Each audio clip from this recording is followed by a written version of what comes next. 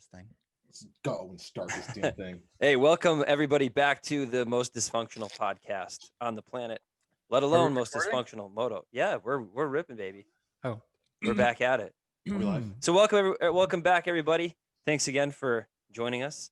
We're welcomed today by Dave Drakes of the Collective Experience, all around good pal, entrepreneur, engineer, jack of all trades, can kind of ride a dirt bike, somewhat a regular bicycle. Not if you ask AJ, dude. AJ will say I can't. So, well, you can go. Dave is good on a dirt bike. Yeah, just has some serious elbow issues.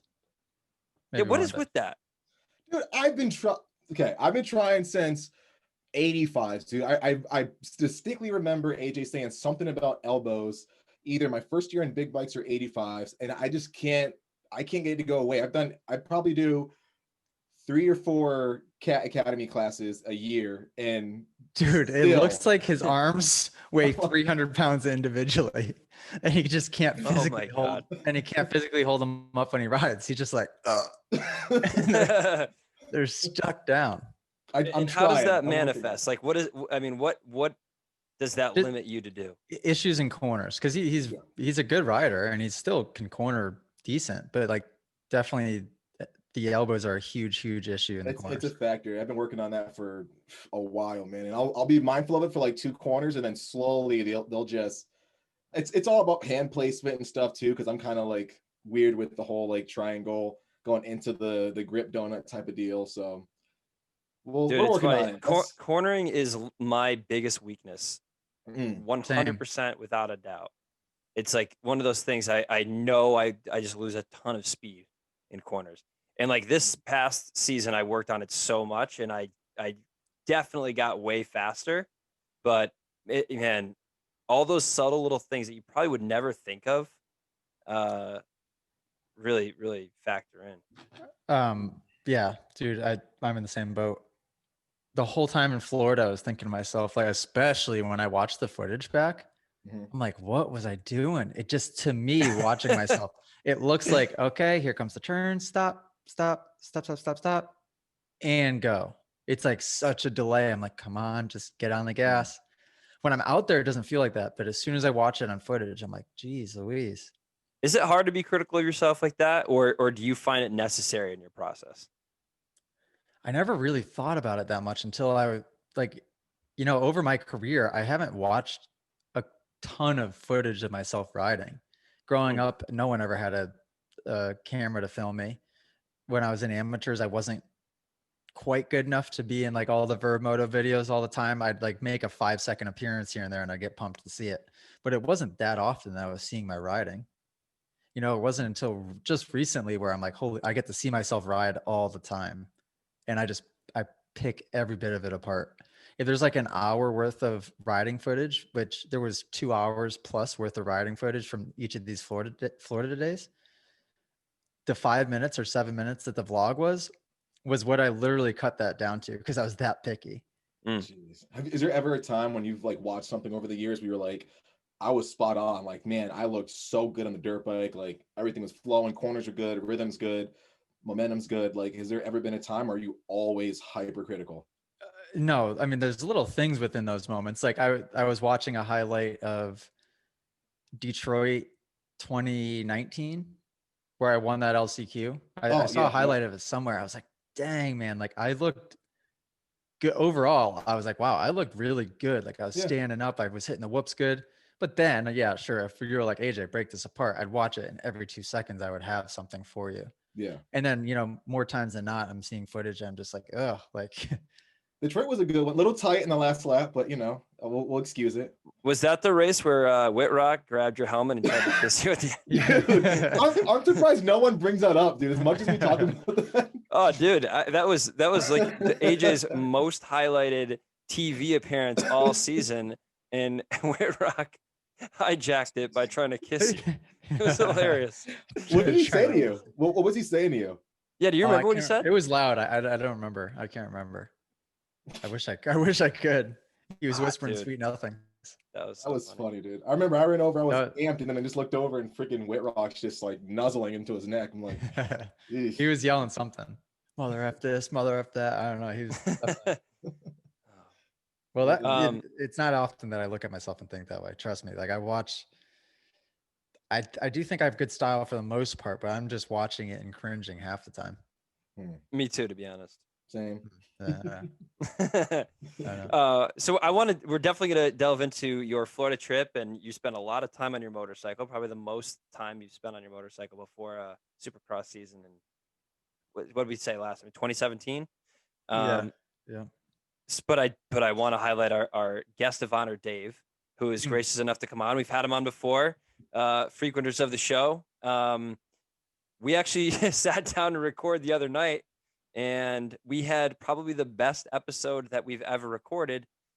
Problem was AJ wasn't there, and we didn't end up recording any of it. So, life happens. And wait, did you mean to record it?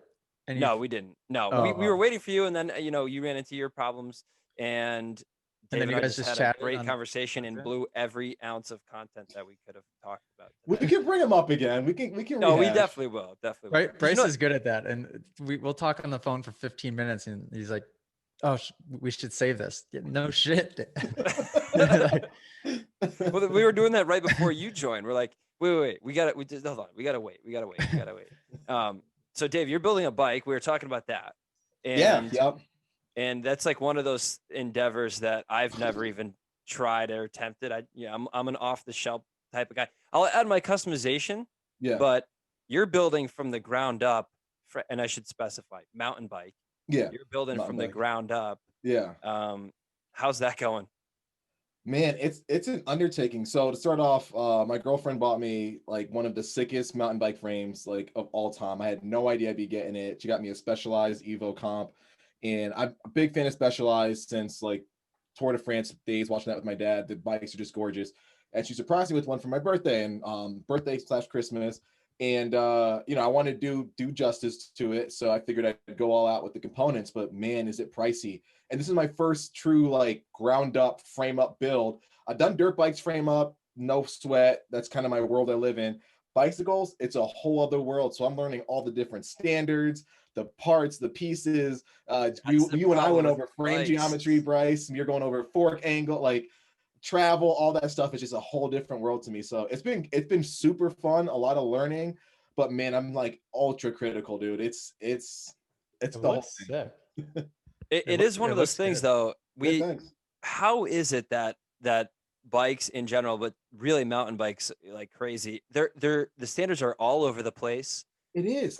I feel like in moto, the frames are very similar. Yes, there's differences, of course, from the manufacturers, but the shocks are set up the same. The linkages are relatively the same. Everything's pretty much engineered pretty darn similarly. Mountain bikes, it is a complete free-for-all. I mean, there's no two brands that are almost even remotely close. They all have some sort of proprietary suspension setup or patent. They all look extremely different, and they all it's getting better now, but the standards are freaking all over the place. Boost, no boost, the bottom bracket, whatever. It's amazing to me how similar though all of those bikes, at least to me, those bikes all feel very similar. Yeah, you're right. That's what's cool. Different. That's what's cool is that like you get on them and there's some subtle differences, but man, they are engineered so different. Yours, Dave, that was bike of the year this year. So I'm pumped to see your final product, but me too, man. I'm going all out with it. I think I spent probably $2,000 in the last like 2 days just ordering parts. Like, ooh, this would be kind of cool. Well, that's kind of cool, And I'm hoping they fit. It's fun, man. I'll definitely it'll entice me more to bug AJ to do our Whistler trip that we keep putting off every year. So we'll see what comes out of it. Dude, that'd be so fun if you went to that. I know I'd be screaming the whole time, but yeah, it'd be fun. better than riding a hardtail or rigid or whatever. What were you coming from? A hardtail GT. So I upgraded it a little bit with some things here and there, but I talked to AJ. He's like, "Yeah, dude, you're not bringing that to the ride, man. You're gonna fold that thing in half." And like, I don't know if it's coincidence, but the week after I talked to him about it, tacoed both my wheels going off of a drop. So he was right. Not ready for it. Yeah, that shouldn't happen. I mean, when you get in the higher end componentry, you're not gonna completely flatten wheels like that. It could happen, but Yeah. And yeah, I think you'll be pleasantly surprised with the upgrade. Now, you think you're gonna go? Are you gonna come more on the mountain bike scene and less moto, or because I always felt, unless you're in like a position like AJ where you're doing it for your job, you have access to a track all the time, which unfortunately I do not, especially in Connecticut now. There's just so few places to ride. The accessibility of mountain biking is really drawn me to there more because it's so easy. It's just you throw your bike and a lot of times I can ride to my trails and so do you think you'll make that migration, or is your heart still on the dirt? I think my heart's still moto, man. I moto just, it gives me something that I just, you can't. Mountain biking is great. It's very similar, but the feeling of like, you know, railing a rut, nailing that for the first time, or seat mounts in a triple and just scrubbing speed just a little bit. Still working on that part. It's great, man. Like, I don't think anything comes close to it. I definitely think the mountain bike will get ramped up a little bit, but to point where dirt bikes is, I don't know, man. I mean, I definitely feel what you said about having the accessibility of tracks. Just, it's dwindling in Connecticut. It's tough, but lucky where I'm in Wisconsin, we've got a track that AJ came out to a couple months ago, and we've got that thing kicking up, and it's pretty good. If I go to an hour and a half south, I'm in northern Illinois, and there's a handful of great tracks there too. So I'm not without decent tracks around here, but I think maybe the mountain bike will just help me just stay in, like, I guess, race shape a little bit better, a little bit extra pedaling, get me some cardio, you know. But And you I can definitely need definitely to see work on it. yeah, I can definitely see the mountain biking coming up a little bit, but moto, you can't beat moto, dude. Come on. Yeah, you are right. There is just something about twisting the throttle that you Yeah. can't fully replace. For me and AJ, we've downhilled a bunch together. That downhill has kind of satisfied that like same level of like an adrenaline rush Yeah, that I pretty need. closest thing I've ever experienced to it. Yeah. For And I'm sure. always Like, I amazed, can't think like, of anything that's even close. yeah. So like from that standpoint, I've been able to supplement the lack of dirt bikes. And even like I'm always amazed. I'll go downhill riding and I will hit the highest heart rate that I can hit all season long, like whether it's like riding In intensely on 1 my minute, road bike. 45 seconds. And yeah, I mean, no matter how hard I train throughout the year, I'll go downhill and I'm like, oh, I just hit 183 BPM. I'm like, That's a good point. And it's very similar to racing in that sense too. Like, you don't see yeah, high heart rates like that otherwise. You know, even it's on full body. I think that's really what it is. even like a gnarly road race or a gnarly cross country mountain bike race, you wouldn't see a heart rate for me over 185 unless I was like having a heart attack.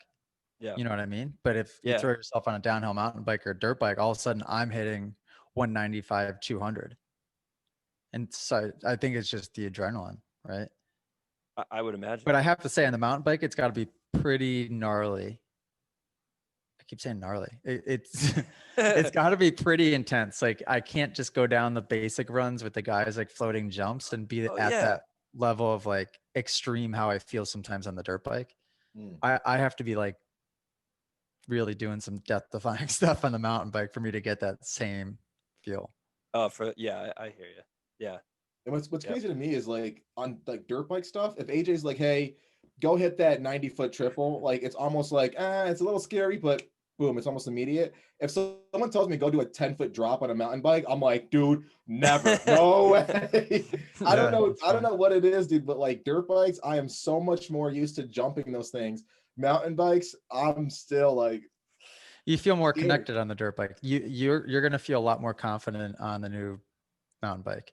It's gonna feel more dirt bike-ish. It's just like you're gonna feel more a part of it, dude. On that hardtail, you probably just felt like you're riding this little children's bike. Like, well, yeah. Plus, I'm the heaviest part of the system, right? When I ride that thing, like, I'm so much heavier than my bicycle. Whereas the dirt bike, I'm like, that thing takes all the abuse. Like, I just point it in the direction I want to land, and bam, we land. Whereas like bicycles, man, it's completely different. So it's got me a little nervous. I feel you on that even sometimes. I mean, I'm almost the opposite. I feel like there's more consequence with the heavy machine, so I'm more skeptical to do crazier things on it. But the bike, I'm a little more confident because it's just, like, it's so light. It's almost just me.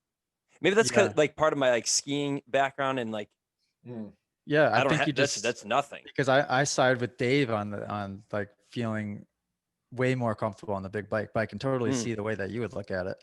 Yeah. Because on the little bike, I just feel like there's never a time on the dirt bike that unless something goes catastrophically wrong, that I feel out of shape. Like Yeah. I could hit a jump a trillion times and never, ever, ever mess up. Yep. But on the mountain bike, I do some weird stuff sometimes. Like, dude, I'll throw a huge endo out of nowhere and like almost feel like I have to jump off. And I'm like, where did that just come from? I mean, that's a lot. That could be a lot of things though. Like of the last few times we've gone downhill riding, you've been on a rented bike, suspension isn't dialed for you. You haven't messed with any of the settings. True, but you still wouldn't see me almost endo myself on a borrowed dirt bike. I could borrow anybody's dirt bike and that would never ever happen. Well, I think the safety net of like a panic rev and the brake tap on a dirt bike is definitely a lot safer. Yeah. You could brake tap a mountain bike. Yeah. You can't panic rev it. No. Yeah. So. Yeah, just that little micro adjustment that you get from the dirt bike from this to this, you know what I mean? Just that little bit to where it gives you that comfort. On the mountain bike, all you have is momentum. So all you got along for the ride. Yep. Even if the dirt bike didn't make a correction, even if it just stopped the forward momentum, that would be an advantage. But it actually makes a correction the other way. Mm-hmm. You like crank in the air, get a few spins in, and see if that helps. Yeah. I've actually never tried it. I very, very rarely go tail heavy on a mountain bike. Really ever. For some reason if I need to correct it, nose heavy. Oh, see, nose heavy. Sorry. I'm all the time like that on a mountain bike. Yeah, no, nose heavy. So I don't endo. Wait, what was the scenario? I endo. You don't endo? No. Yeah, exactly. I don't endo. I always if I and I don't know what that's a function of, but I don't find myself. It must be. Yeah. And maybe rebound. Maybe I'm trying to bunny hop it more like a BMX bike, which is causing like the boa, like the kick up over the front, where you're just maybe like probably what Bryce said, timing and just pulling up in a certain position or certain time as you're hitting the getting off the lip, maybe. Yeah. Because it's kind of like when I get bucked forward quite a bit in my mountain bike, and I think that's all just because weird ass timing. I'm not used to doing that on a mountain bike. See, well, there's like two things that I would bring up. One, and I think of AJ a lot when I ride, because I try to apply all of his lessons on all of my disciplines of two-wheel riding. It's like when he talks about, and I think you just had a video about don't blip the throttle off a jump. Yeah. Which a lot of people do, and I kind of apply that to going off a jump on my bike. Drops especially. Yeah. I don't bunny hop, or I don't do any preloading at all on a drop. You just kind of like let gravity and the bike do its own thing, and there's probably not a drop that I would not hit. It's just smooth. It's just like letting that momentum carry you. Yeah, it's really there's not a drop I wouldn't hit. I mean, not Red Bull Rampage stuff, but any bike park drop I will absolutely hit. And I find that bicycle jumps are made that unless you're trying to do something that really the jumps weren't designed for, like either double or triple something that was meant to be doubled and not tripled, they're made so smooth that you don't have to preload or pull up or bunny hop it's just ride the wave. It's like less is more, I feel like. Yep, that's exactly what I say on the dirt bike. Yeah, less is more. People confuse the crap out of it. Yeah, the flipping the throttle thing, that freaks me out, man. Like the number of people that do that. Like, I'm glad AJ made that video, because like that's one of the first things that, like, I think it's almost like big bikes is more consequence almost. So it's one of the things that like automatically you're like, hey, I really can't get whiskey throttle on this big ass bike with these big ass wheels. Let me go ahead and make sure it's steady. But the number of people that like blip last minute and just get into so much trouble, man, it's like it's scary. So many of my classes, I just have to like just call it in the middle of, like, we start the drill and they get 2 passes out. I'm like, whoa, shut this down, because somebody's gonna get killed. And You had usually another that same video reason. a couple months ago where you were trying to help somebody jump, and they kept saying they could not clear this jump, and that you diagnosed every kind of facet of what they were doing, and you must find it frustrating. Or let me pose this as a question: do you ever just like want to strangle somebody? Or I mean, you have a lot of patience. You're a very patient guy, which is why you're so good at what you do. But because it's so like ingrained in you and you know it so well, and when somebody isn't getting it after explaining it for an hour, are you like, what do you do to combat you wanting to strangle that person? You describe me as patient. I don't really see myself entirely that way. I mean, I feel like I do sometimes get impatient, but because I think of it in a way like, man, if this person would just throw emotion out the window for a second and just listen to every word I'm saying, I could not be telling this any more straightforward and literally. Like if you follow my instructions step by step by step, you can, when anybody, a monkey could do this jump. Right. But people like let emotions get in the way and think they can't do it and won't trust the exact advice I'm given. Literally, I could put anybody at any size. I could put a 50-pound girl on a 450. You don't need strength, as long as you can touch the foot pegs and touch the handlebars. And I could explain to you, okay, you put this bike in third gear, you stand here and you go this speed. Like it's that easy, huh? You're fine. But people just start doing all this wacky stuff. But it is very rewarding. I mean, when and you get the students out there that really do just trust you 100% and listen to everything you're saying and apply it, you see a difference in 20 minutes. 20 minutes, like you've almost completely changed that person's life on the dirt bike just because they listened and absorbed it. It's like, holy crap. Is there a profile? Oh, sorry, Dave. No, I was saying like it's AJ said, like being present for a lot of his classes, you can see like that person walk away, whether it's a kid or adult or whatever, like their confidence comes up, they're smiling throughout the day once they kind of let the guard down, listen to what AJ says, and literally like, heed his advice, and they kind of just, do it systematically like he says. He doesn't give anyone more than they can, bite off or whatever. And then you can see it once they nail that thing, they're like, holy crap, this is great, which makes them more receptive, but also making them more safe, and it kind of like compounds just to them being like just badass riders throughout the day. So I wish it worked as well on me, but these other people are. You're too old. You're too old, Dave. You're in your 30s now. I'm all washed up. Yeah, that brain is not as much of a sponge as it once was.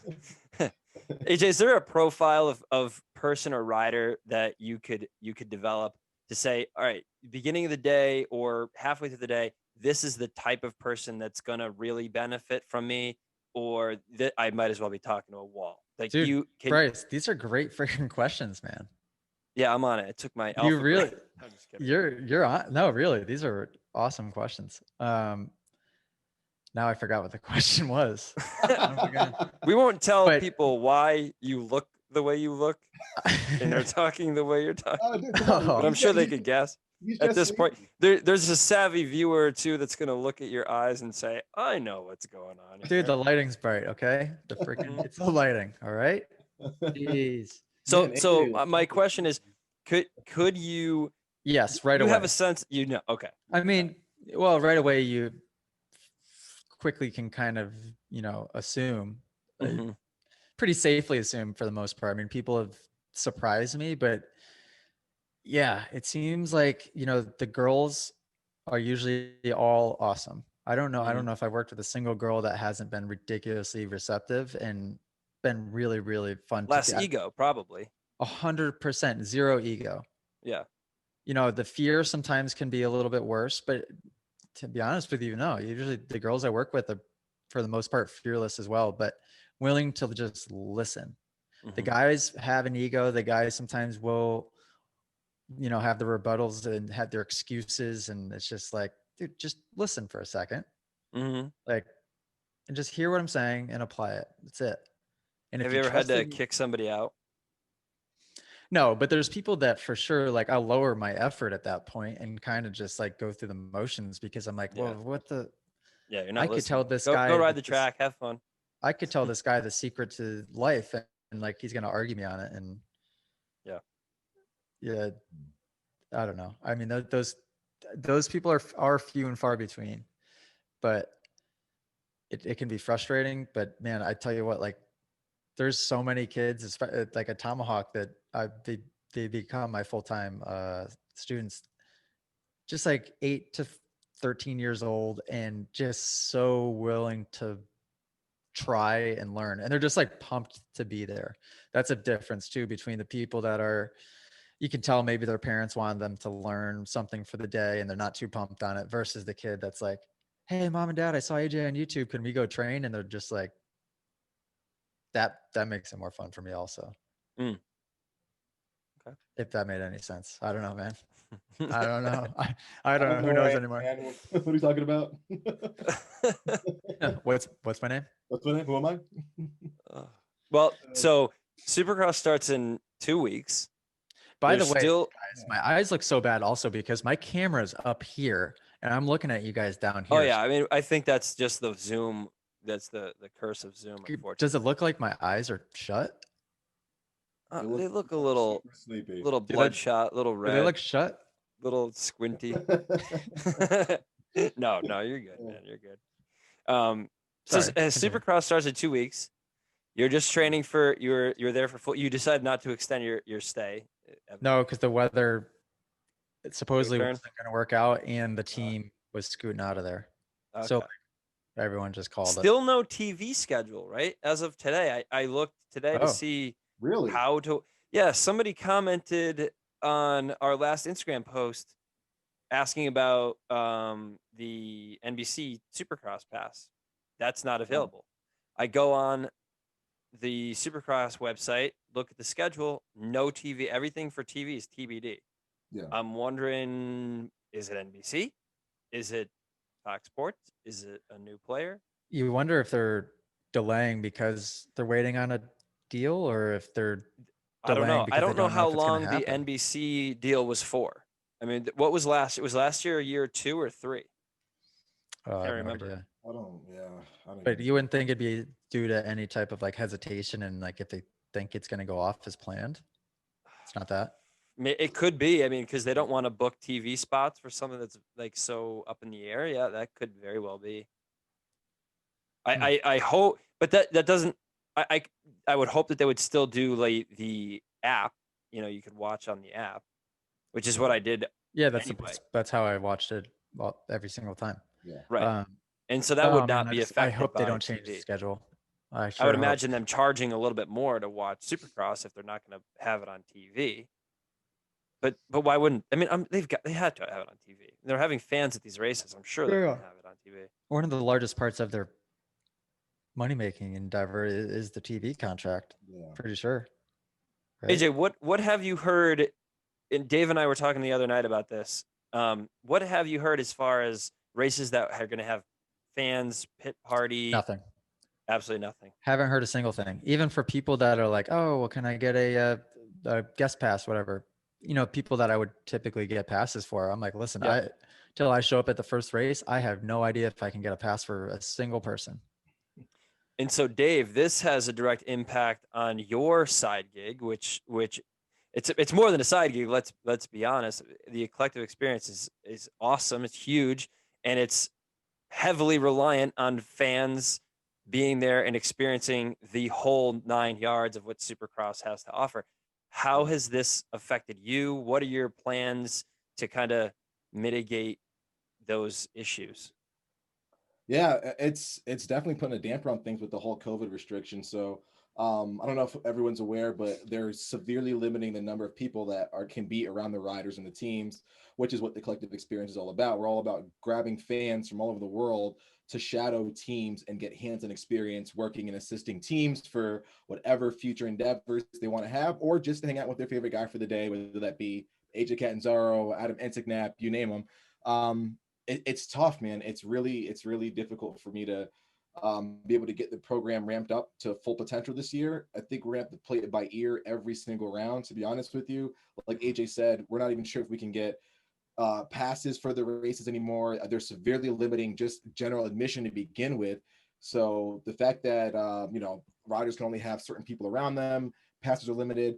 We're going to do a severely just mitigated, to say the least, program this year, where I'm probably only going to be able to have one or two guys every so often to be able to make this work. Now, I'm sure once the races kick off, we'll get into a cadence, something will pan out. But to that point, I've just been really focusing on getting people over to our Arena Cross program, which grants them 2-day access to a race and a lot of the same connections. Yeah, you're not with as big of a players as you would see in Supercross, but the connections you make are just as beneficial. And that's one thing that I'm really proud of with the program, which AJ has helped me cultivate, is still being able to keep the interns, the fan goers intertwined with the program, even outside of the races, which has been super cool. So we're still going to be kicking off. Arena Cross program is probably going to be the bigger of the two, but we'll see. We'll keep everyone posted on how we're shaking up for Supercross. So are things more solid with the AX stuff, like as far as announcements and you knowing more? 100%. Now Isn't that sad? Like, why can't it be that way for us? Like, why can't the Supercross people know what the heck's going on? I've got Somebody no idea, asked me a question, I should be able to answer it. You're probably on a blacklist somewhere, AJ, because you've complained about this for years. And you know what sucks? You're always the last to know. I personally, like on a personal level, I like all the people involved, both at the AMA and Feld. But there's a lot of stuff that's like, guys, like, come on, man, like, cut us a break, you know? I feel like half the time the fans find out before some of the racers do at this point. Man, I am squirming. I'm sorry, guys. It's crazy. This freaking chair. You need a Mavix. I figured, by the way, the PR person made me redo my video because I was pronouncing it wrong. It's Mavix. Yeah, and Mavix? I was saying Mavix chair throughout this whole dang video that took me forever to edit, and then I had to change it to Mavix from Mavix, and I had to redo the entire video. That's how are those chairs? Are they pretty good? Dude, it's amazing. I must say, like, I have no prior experience in other gaming chairs, or like this thing has 1,000,001 adjustments. It's got like this crazy lumbar support. Send me the link for it. I want to check it out. If you order it, use my freaking promo code, would you? You get a free footrest with it. Okay, cool. None of your promo codes work for me. I always have to text you 2 times. They never work the first time. You send me like the wrong code. Probably because they're all so confusing. But the good thing about this one is it's just AJCat30. It's the OG promo code. That's the best one. Yep. It's super easy. AJCat30. Speaking of AJCat30, now that the holidays are over and we have some probably injured people on new equipment, you're going to want to tend to those injuries with some Alias Sport CBD balm. AJ loves it. He uses it every day because he got a boo-boo a couple weeks ago. It is a phenomenal product for natural pain management, and I could not recommend it highly enough. AJ, take it away. Bryce. That was so good, man. I wish I could have carried it on. I wish I could have carried that momentum. That was so good.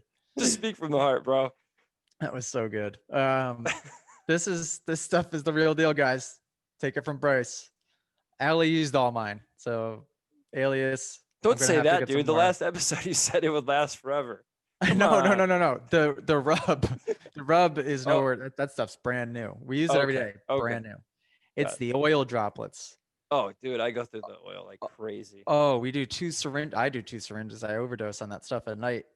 Allie stole all my freaking oil. Gone. One whole thing. Toast. So what does it help with mostly that you've noticed, AJ? It just takes the edge off of, like, I was going to say, the specific pain, but any pain. Like, I can't think of a time that I ride the dirt bike and nothing hurts. There's always there's always one little thing, whether it's like the blister on your hand or the broken leg or like chafed nipples. Like there's always something that hurts or that's nagging you just a little bit. Yeah. This stuff just takes the edge off, I swear. Dave, are you a CBD person? You haven't jumped on the bandwagon? I've been sent some stuff. I haven't popped it open yet, but dude, I'm not a good. It's such a great natural anti-inflammatory. It's from God's plant.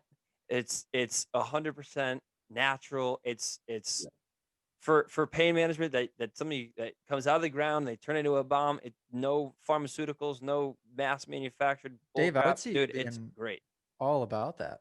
On like I plan to. I just because of my job last year, I couldn't because they didn't let us use any of the CBD products, whether it had THC or not. So Yeah, Really? my brother yeah, too, actually. yeah. It's for the federal government. Oh, wait, we shouldn't say this. Plugging our sponsor, Alias Sport, by the way, and we brought that up because it's AJ Cat 30 gets you 30% off at checkout, which is a phenomenal deal. If anybody who is Dude, aware of some of the CBD products, they could be a little pricey. Alias is very well priced, and with AJ Cat 30% off. Go check it out. It's phenomenal stuff. when it's all said and But done, it's just over $20 for the whole thing that will last forever. The oils. yeah, that's a if great Allie's deal. using them. Yeah. That's awesome. I mean, But no, dude, huge fan of CBD. But oh, hey, real quick before we move on from this, what? I think I found the secret sauce. So in Florida on the last day, I was like, you know what? I kept going through like my arm pump routine Mhm. prior to riding. And I was like, let's just mix it up. So I'll try this. I got the Alias balm, got a nice little like fingerful of it, and then just lathered it on my arm, rubbed it in, massaged it real good on both my arms. Mm-hmm. Then I took is it the PR lotion? It's like the not PR. What the heck is it? It's supposed to like help get rid of lactic acid. It's some type of I know what you mean, but I don't know what it is. oh shoot, pro cyclists use it on their legs. Yeah. But then okay. put that stuff on, and then I use my gua sha like stainless thing, Mm-hmm. and my arms were pretty good that day, like really good. You did a lot. You stimulated blood flow. You dilated all your blood veins, arteries, whatever. Vasodilation.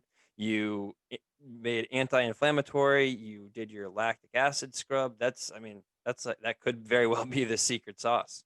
At first, I was afraid to like combine the two because I did it like back to back. But I don't know. My arms felt good, so I'm gonna keep doing it because even if it barely worked, and I thought it worked a lot, as long as I believe it worked a lot, that's all that matters. That's all that matters. Dave, to your point, so federal government. So we were talking earlier about my brother. Yeah. Federal government, they consider CBD product. Federal law enforcement, I should say that. I don't know about like if you're a congressperson or whatever, but still has CBD products as a Schedule 1 controlled substance. So like where he works, they cannot use so much as like CBD infused shampoo. That's crazy. I mean, it'll change, and I think after the new administration, whether you like it or not, I think I genuinely think that marijuana is probably going to become federally legal within the next 4 years. I totally feel that, man, because literally, like I told you guys a couple times, like, man, if I try any CBD type stuff, again, whether it's THC infused or not, and I crash one of our prototype bikes, that's it. You know what I mean? Yeah. It's like end of story, pack up your stuff. So they told us like, hey, we know that a lot of people love the CBD stuff. You guys are not allowed to do that. We need you guys tip top with whether it affects us or not, cognitive wise. They were super against it. But now that I've switched teams, I'm definitely gonna try it and see if it helps out with some of these nagging pains. You're not on the test team anymore? No. So I'm out of chassis development. I'm moving over to financial side where we're trying to figure out how to make our bikes more value added for our end users and stuff like that through innovative design. And so it's, from what I'm told, I'm sure they're just wanting to move me around a little bit. But it's supposed to be, better for like my overall, I guess, leadership type toolbox, try different things out, see what you like, and hopefully that ascends to something cool down in the future. But do you have an end goal with the company? Yeah, I think I want to get into more of. So, but remind people. Did you mention who you worked for? Because you have you had an awesome job. You have an awesome career, and that it integrates well with the moto and motorcycle world. So, just give us a little refresher. Yeah, so a couple years ago, after college, I got hired by Harley Davidson, which I had no clue really about how their engineering setup worked, being a dirt bike kid, and really from the get go, really enjoyed it. It's a great company culture. I did not see that coming. I thought everybody that worked there looked like Santa Claus, tattoos, and the whole stereotype. But dude, it's a super young company, really cool stuff, really innovative. And I was lucky enough to get hired on as a design engineer and then get moved over into vehicle dynamics, where my job was to literally take these super expensive prototypes and set requirements for the bikes and say like, hey, I want this thing to outperform XYZ area. I want this bike to feel like this. So just about twice a week, I was on a flight to some private test track, testing out prototypes, and then coming home, switching suitcases and heading straight to Supercross to run the collective. So now that things are slowed down a little bit, I can keep my keep my flights in check, and I'm just working on more of the end user sort of value added gains towards the end product. So Give me an definitely example of something that fits into the value added Oh, financial for sure. gain So, category. like for example, if we have wheels that we're like, you know what, we want to make these wheels a little bit lighter, we're gonna, either change our design in a certain way or switch suppliers and come up with a new system to get the same amount of stiffness or the same amount of compliance, depending on what your target is. We can take that and probably boost our handling targets and handling performance. I don't know if everyone's aware, but usually lighter wheels mean lighter turn inertia, which means the bike feels more flickable, which means you're having more fun. So if we can do that, save money from adding less material, make the product a little bit lighter, and make our end user happier with a bike that's more flickable and fun to ride. That's the whole point of our group right there. It's to make sure that we're giving gains on current product that the customer is going to feel, while making sure that we keep the cost the same, if not better, for Harley and for our end user. So is a lot That's of what you do budget? Yeah, a lot of it is budget that drives the design. So we get cost figures, and they'll say, hey, we want to make sure that this bike comes at a decent price to our customers and to Harley. What can we do to make things better? And then we look at different projects to refine our existing designs or come up with new ones to make it better. Right. So you so have to get really creative with that then. when Yeah. I hear that type of pitch, I Mhm. immediately think of this new wave of additive manufacturing. Are you Yeah. guys involved with the 3D printing space and doing additive manufacturing versus taking a block of aluminum and wasting a lot of it to create a wheel? Oh, for sure. I think all of automotive, no matter what company you're looking at, whether that's Ford, Yamaha, Harley, KTM, everybody is looking at that type of production. So we do that a lot with our prototype type stuff. So a lot of, if you're coming up with a concept, right, you're not just going to go gung ho and make the bike out of complete steel. You might do the whole thing out of 3D printing materials. So we utilize that a lot in mock-ups. We utilize that in testing stages. So I think that's a huge shift for all of transportation now, is keep things super affordable, super lightweight, and still as effective as a product. So it's definitely wave of the future for sure. Awesome. Yeah, You get to it's play cool around stuff. with the 3D printer ever? No, they don't let me. So Does it take as long especially as I imagine it taking? it It depends on the part. depends on the printer. Yeah, depends on the part. Like, yeah, my boss now might let me because I'm relatively new to the group, so they don't know how mischievous I am. But my old group, dude, no, there's no way. I had to stay away from 3D printer. I had to stay away from all the dirt bikes and stuff like that. So he didn't let me get in too much trouble. Like if you were printing out this bottle, Yeah, how long would it take to print out this bottle? it depends on the machine, man. If you I get a think really there's like $200 3D printers and there's $250,000 3D Like printers and exactly, we everything in talking between. 2 minutes or 2 hours? Probably a um, couple hours to a day for depending on the size and yeah, scale of it. depending on the type of 3D printer. Now, there's some that could print that out in hour, 20 minutes, depending. You know what I mean? You got to also understand like the material you're using, because there's different 3D printing material. Right. You got to think of do you want it to be super squishy? Do you want it to be super hard? So a lot of that plays into it. You know what I mean?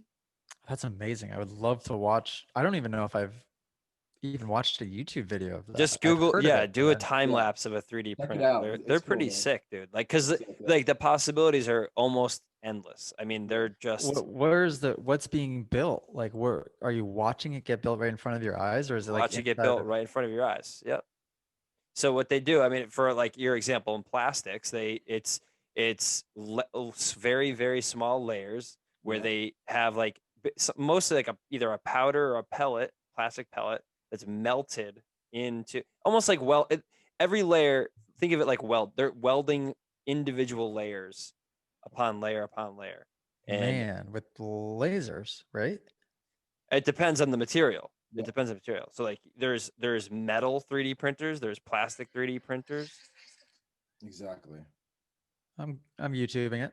Yeah. Yeah, so it's Sure there's a lot of channels that just have 3D print. There's probably a 3D printer ASMR.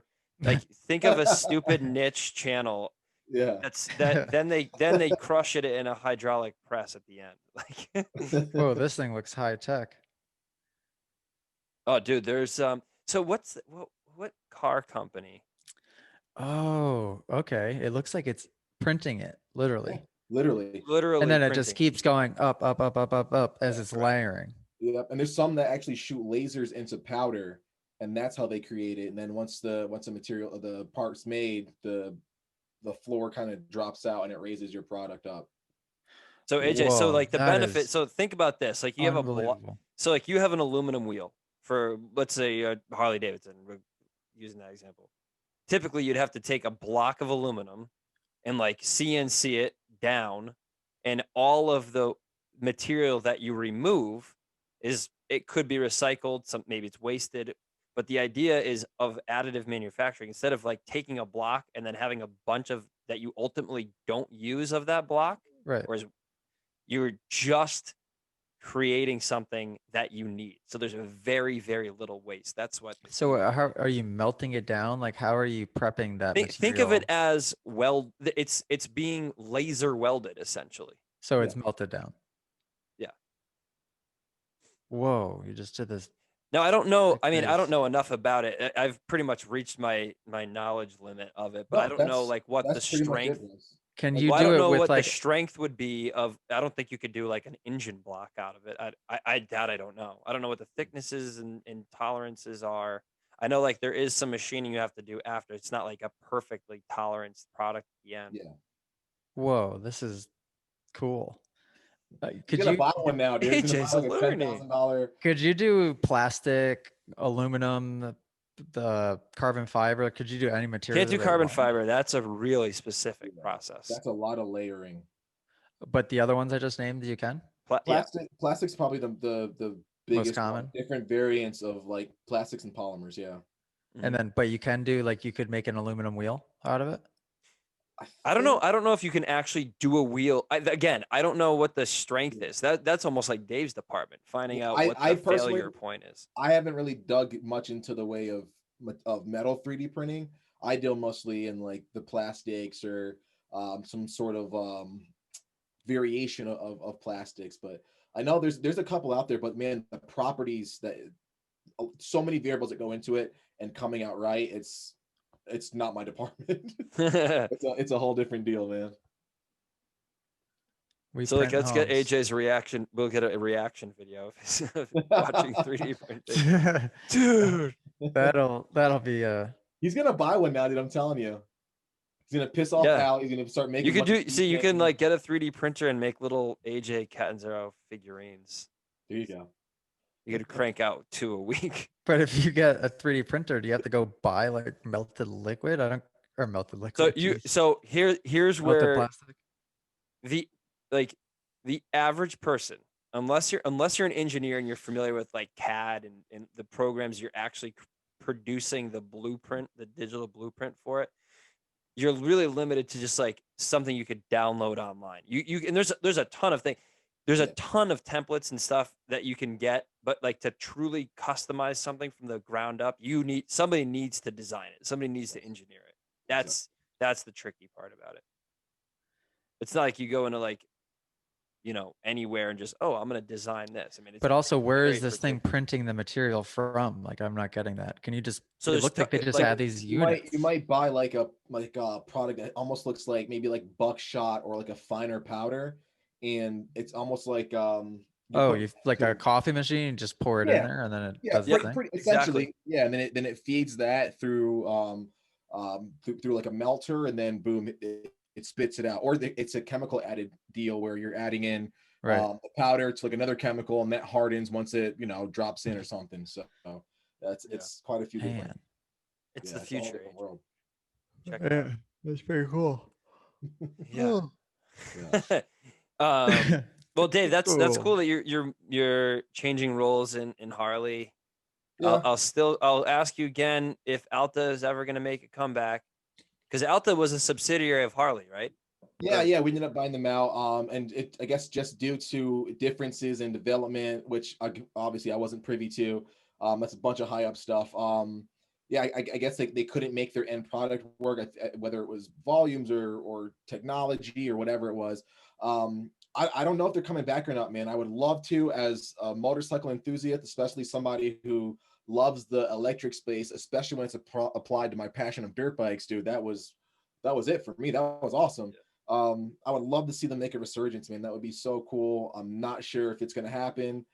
I hear murmurs here and there that Alta's making a comeback, then I hear that it's not, and then Are there any other electric dirt bikes in the works, in the pipeline anywhere? I honestly don't even know. I think a few companies have almost like a it's almost like like they look like trials bikes. They've got electric motors. They look like the Josh Grant kind of scootery type thing. No, no, Josh no. Grant, Josh Hill. Yeah, sort of like Josh Hill's.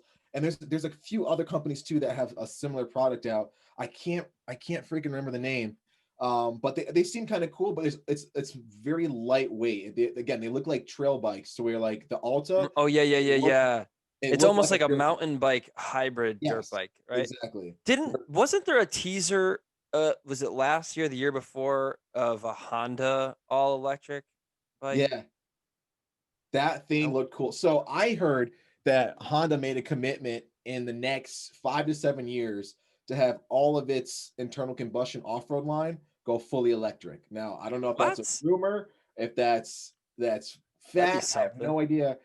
I heard that they're trying to make their whole product line go electric through I don't know what type of development they've got going on, but the next 5 to 7 years is what I heard. Again, don't quote me on that.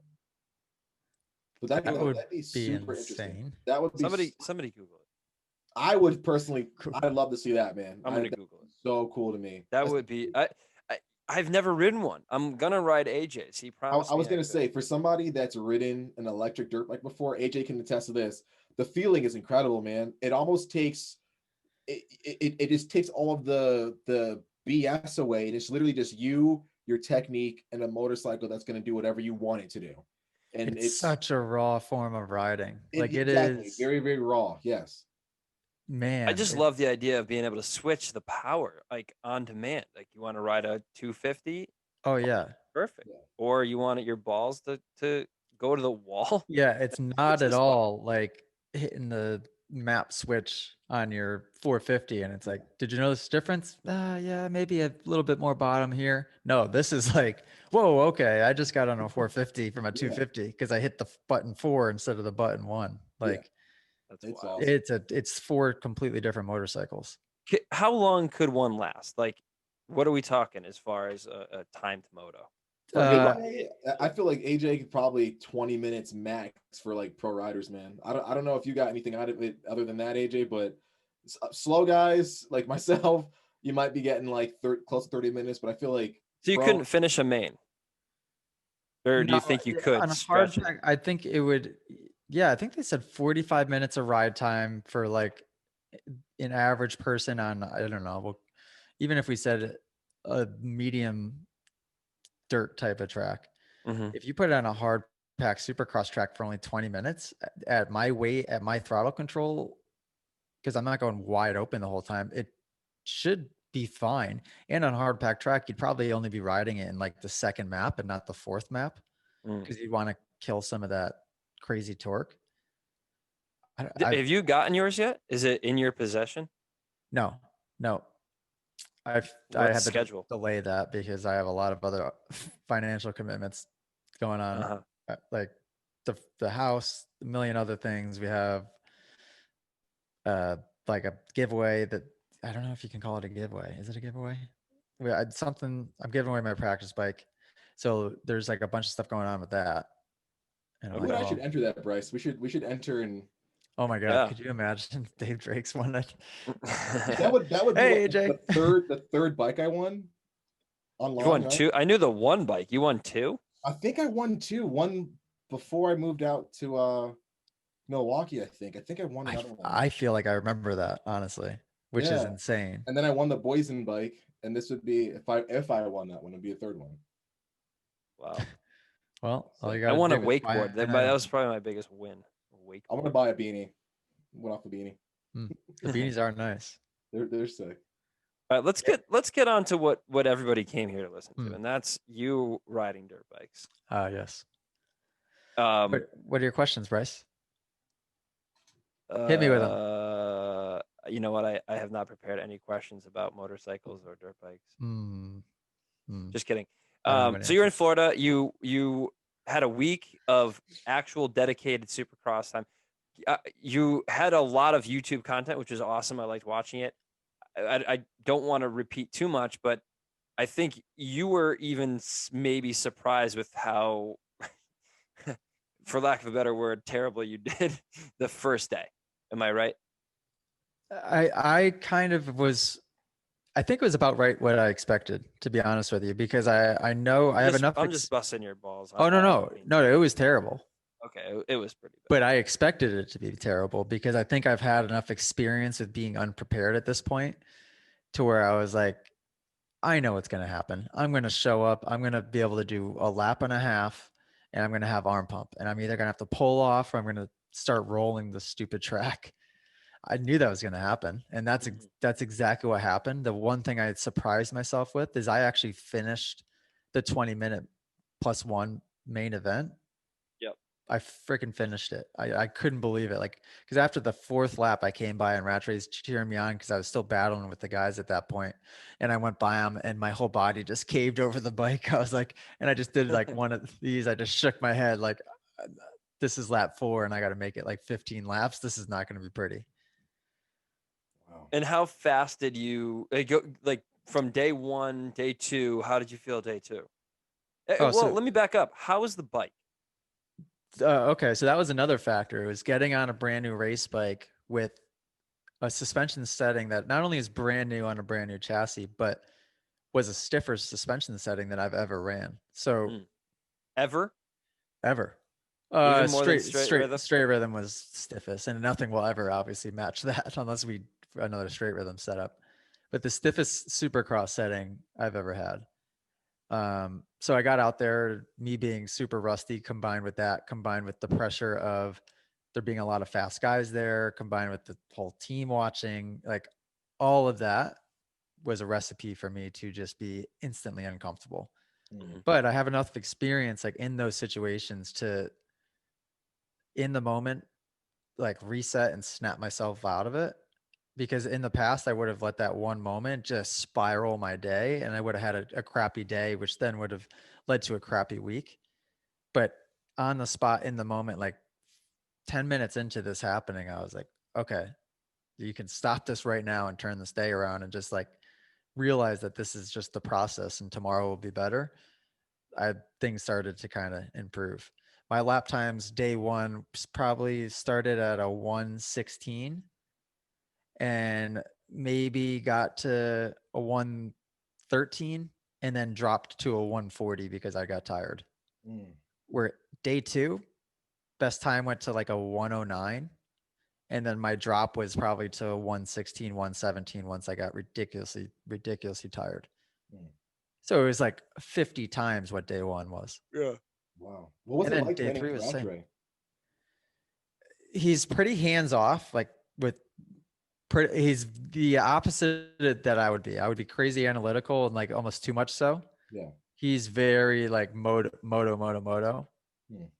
which I'd be curious to compare that to what the other guys' programs are and see like if people are in between that, or retro was definitely like, even when we worked the sections, Yeah. like the section work was attacking the section as fast as humanly possible, not talking about like how you would do that or clean this up here or this here. It was just basically like pound through this as fast as you can, Yeah. which I need a little bit of that. That's a little bit. Now, are you at this point? Are you feeling pretty good going into Supercross season? And you have what is it? Today's the fourth, second. So we have a full 2 weeks. 2 full weeks starting Monday. I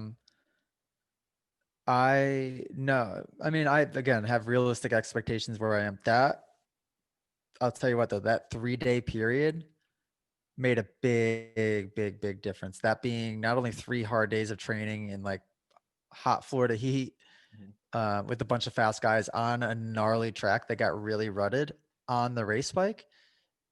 I wish I would have had that opportunity years like 2012, 2013, 2014, where I was very heavily training and was prepared, but then had 2.5 minutes on the race bike before the gate dropped. Yeah. So then you're riding a practice bike with 45 hours on it and a ton of flex. And then you have this race bike with 2.5 minutes on it that no matter how similar you think you've made it, it's not even close. Yeah. At least I have 3 hard days on that bike, to the point where like it might even need a clutch now, like most people don't break in race bikes that much.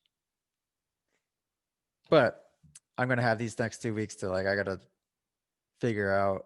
Coincidentally, Alex Martin texted me this morning and he sent me a picture. He was watching my vlog and he goes, "How long are you down here for?" He's like, "Come and train with me and Kenny for a few days or a week."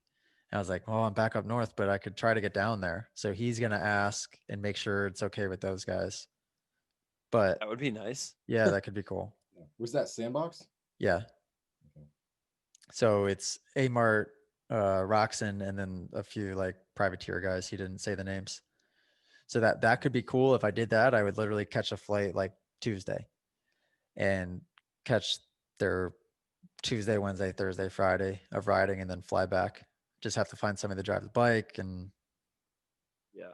all that stuff. I think that'd be a investment well worth it. I was just going to say it'd be worth the investment, not only in race results and just the whole season. I would probably profit on it just from YouTube money alone from that content. Yeah. I was looking at the analytics from my videos from this week. They've all been doing really well because it's like quality content for me training, like cool situation, what my channel should be all the time. Yeah. I was making enough money in a day to pay for my plane ticket and a night of the hotel. So you could actually profit on it. I could pay somebody to drive my bike down. I could fly in a film guy, pay for him, and pay for my riding every day, and still probably make a couple $100 bucks. That's nice. Yeah, that's really nice. Yeah, that's awesome. And Allie gave me the go ahead, so that's a good thing. Did not expect that. That's very nice of her. How many days prior to race 1 will you be in Texas? And are you riding at all? Okay, so you're not giving yourself much time. Well, so hold on. This is the first time in the history of ever you're getting there before me. I'm going to get there before AJ Cadenzero. What day are you getting there? Thursday? I'm getting there Thursday night.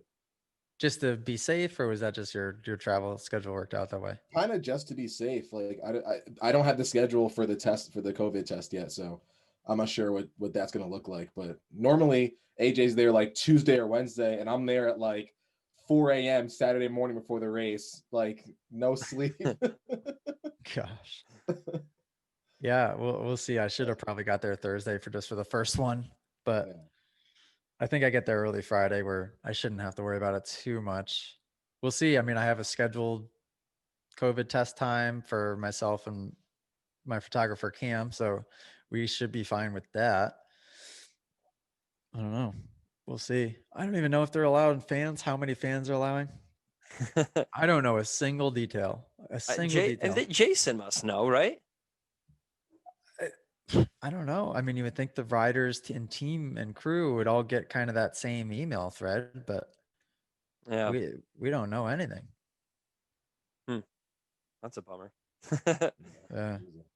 Yeah. So, who on your team surprised you with either speed or progression throughout the whole couple of days? Like, who on your team was like, wow, he's actually doing really good? Jeremy Smith looked really good, and because the reason I say that is Jeremy Smith rode my Supercross track with me. When was that? That was the day after I really badly hurt my leg at that class.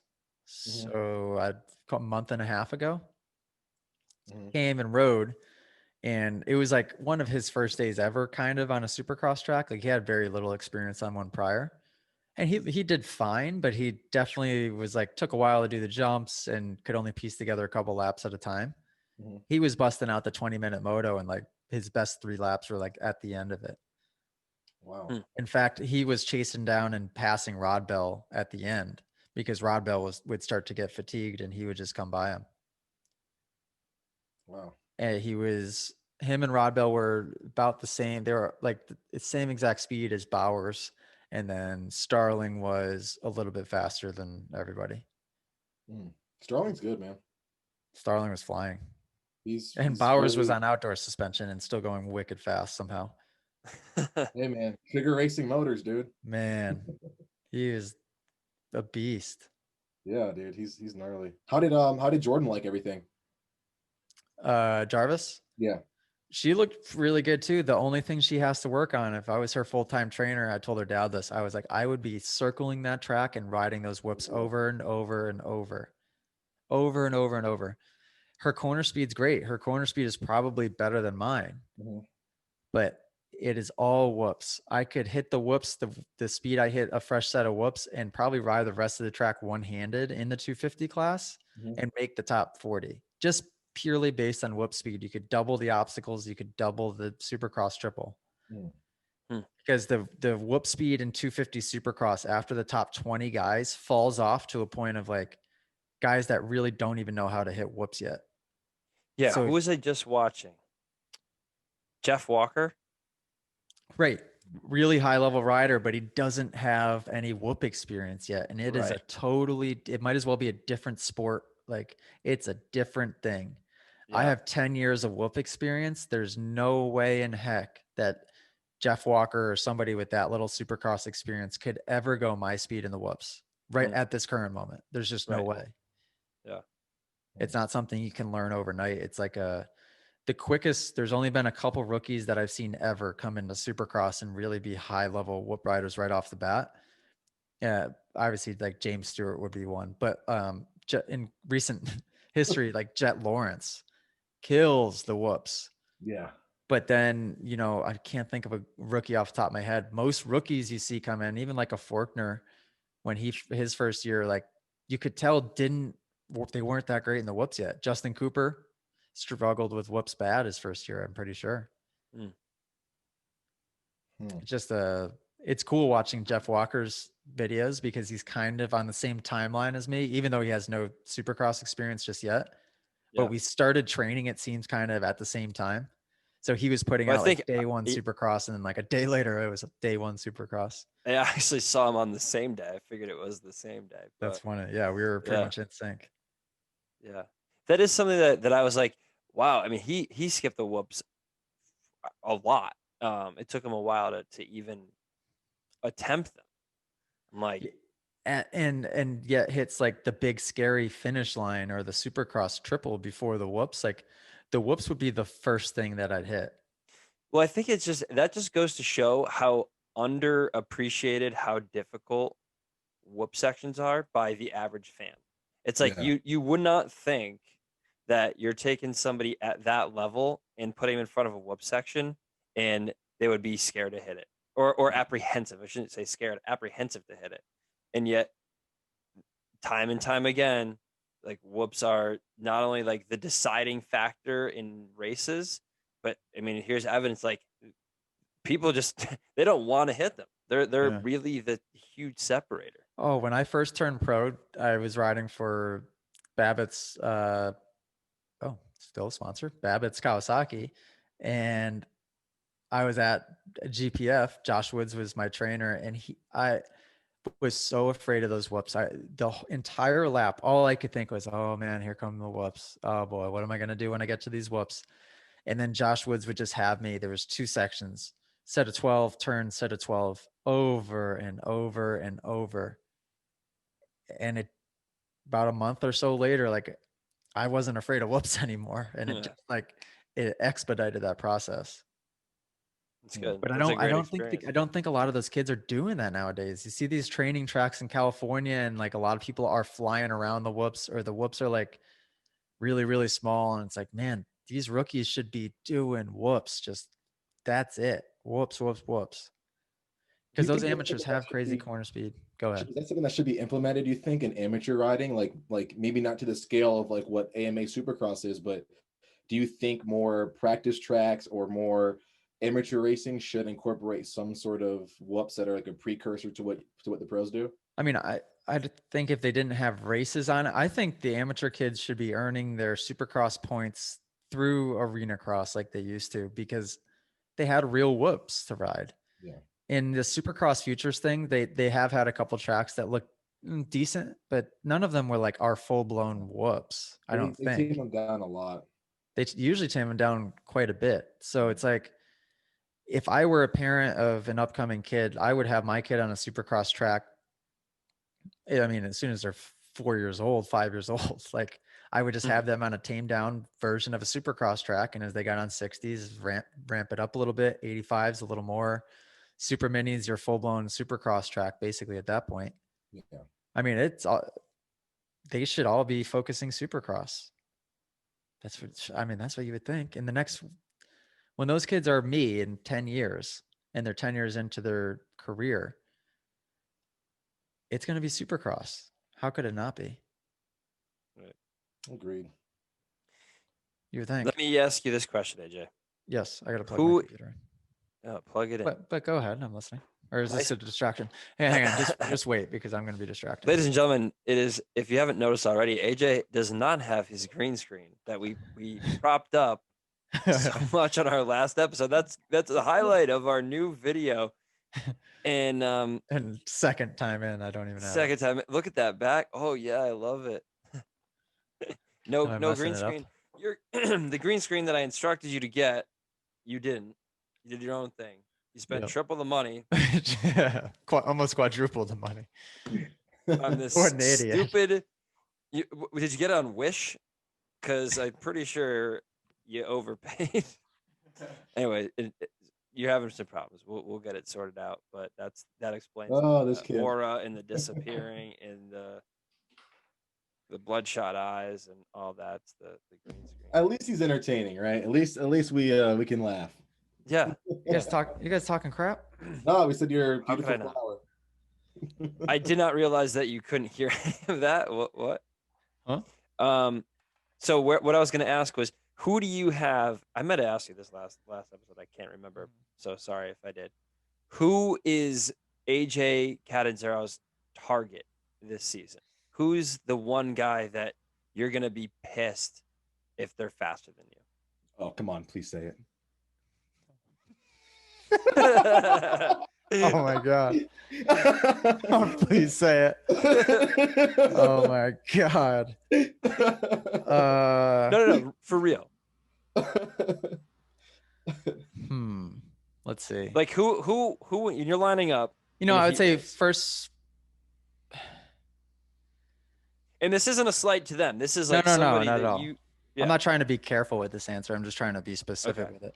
I would say a couple obvious ones being my teammates. Okay. You never want your teammate to beat you. Like an Entignap, maybe. It's more of like where I gauge myself realistically. I would say Entignap would be a good one. Like a Carlin Gardner, maybe. Like somebody like that, like a solid get in the main event type guy. That's where I would Okay. try to like gauge myself. Somebody that would really, really piss me off. I don't know if I can say like that name or a name. Can you text it to me? No, Just text me the name. I It's don't. all over group chat, dude. Just look. Oh, I don't have it. Okay.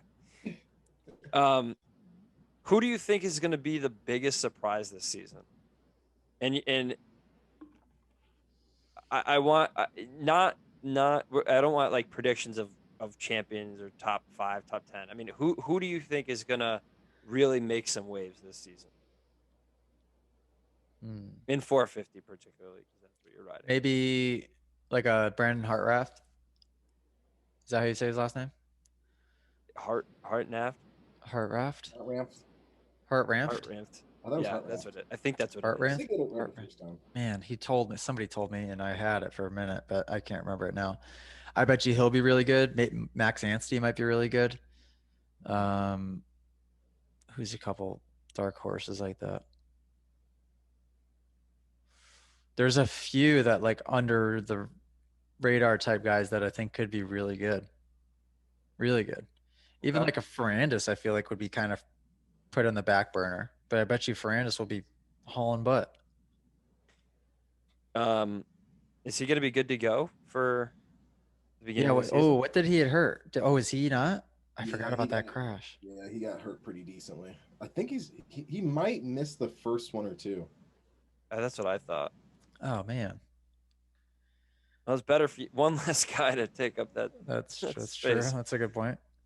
How many top guys do you think are not going to be making main events this year? And what I mean by that, we talk about how stacked it is.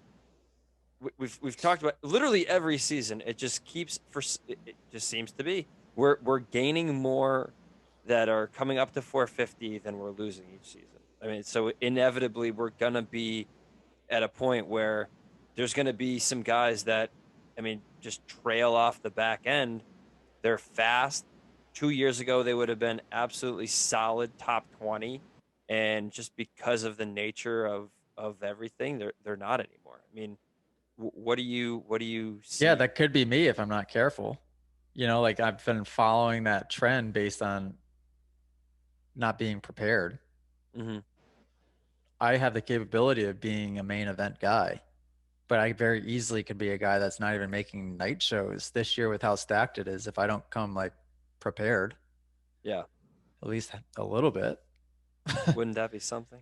Yeah. Oh boy. I am pretty excited that, or I should say relieved that they're not doing a triple crown this year. Same. I hate that there's been rounds wasted on that, and it's less pay. It's like all around it's a bad situation. Yeah. How do the other guys feel about it? Have you talked to anyone about the triple I think crown? Some people love it. I think most riders agree with me. Okay. I think there's less guys that like it. Unless you're winning them and you're on the podium and you say how much you like the triple crown.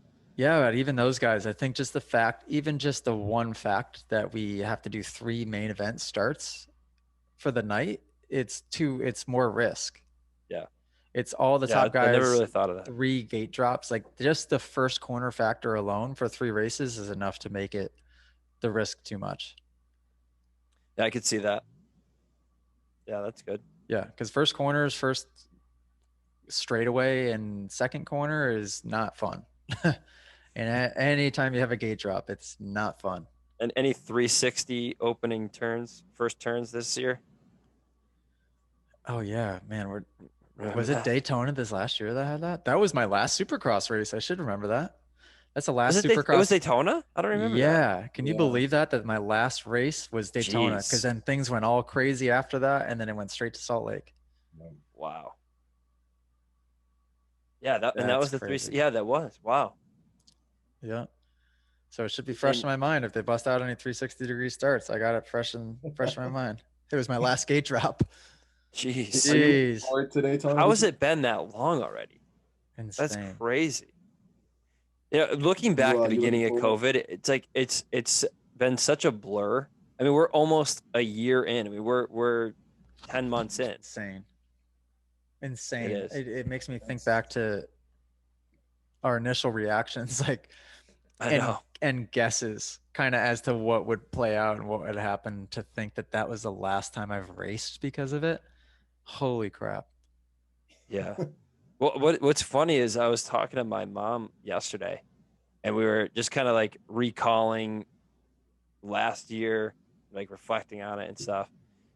And I think, sorry, it's like the Oh, wow. 9/11 effect, where everybody will remember like where they were when it kind of hit them, the reality set in of what was happening. And I'll never forget, like going to Costco at the beginning of everybody's panic, and like getting enough food for like two weeks of being in my like a lockdown. 2 weeks that I was like, man, I hope this is enough food for 2 weeks. I think I remember my same realization coming in the grocery store also. We walked into Whole Foods, and it was the first time I saw like the one-way directionals in the aisles and like the tape on the ground. And at first I had no idea what it was. I was like, what is this? And then like realizing like more people than not had masks on. Like not even when everybody had masks on. Like this was like people had them and some people didn't. Mm-hmm. And I remember that being so weird and just like, what is happening? Like I specifically remember that moment. Yeah. How about you, Dave? Uh, Where were you in the world? Dave doesn't have friends. He doesn't go anywhere, so he doesn't. oh, He yeah, can't now. relate. He has a dog. Yeah, who keeps bumping me under the table. I don't know. I think it was, I can't remember what day of the week. It might have even been like a Monday, and I went home for lunch and I heard like the rumblings of like, hey, we're not going to have a race this weekend. And I was like, oh, they're just speculation. And I think the very next day, we got sent home at Harley, like, hey, we're all gonna be working from home for the next week or so. They're really worried about this COVID deal. And I was like, oh, this is real. And I remember seeing the actual press release for Supercross like being postponed, for Indy and for the other ones. And all travel was restricted, so I couldn't travel. And it was probably one of the first times I unpacked my suitcase all year. And man, I not for nothing, I got some amazing sleep, man. I saw that. I was like, I don't have to travel, no work tomorrow. Dude, I crashed. Oh my gosh. I think I slept for like 13 hours straight. But yeah, it was all surreal. Same like AJ, going out and seeing grocery stores with the one-way aisle, our Whole Foods, like they were limiting people going in, Trader Joe's limiting people going in. There were all these mandates for masks, and just like it felt almost like a apocalyptic movie for a little bit until they kind of got some sense of normalcy behind it. You know what I mean? Yeah. It was definitely weird. It did happen fast. It did, man. Man, it all happened quick.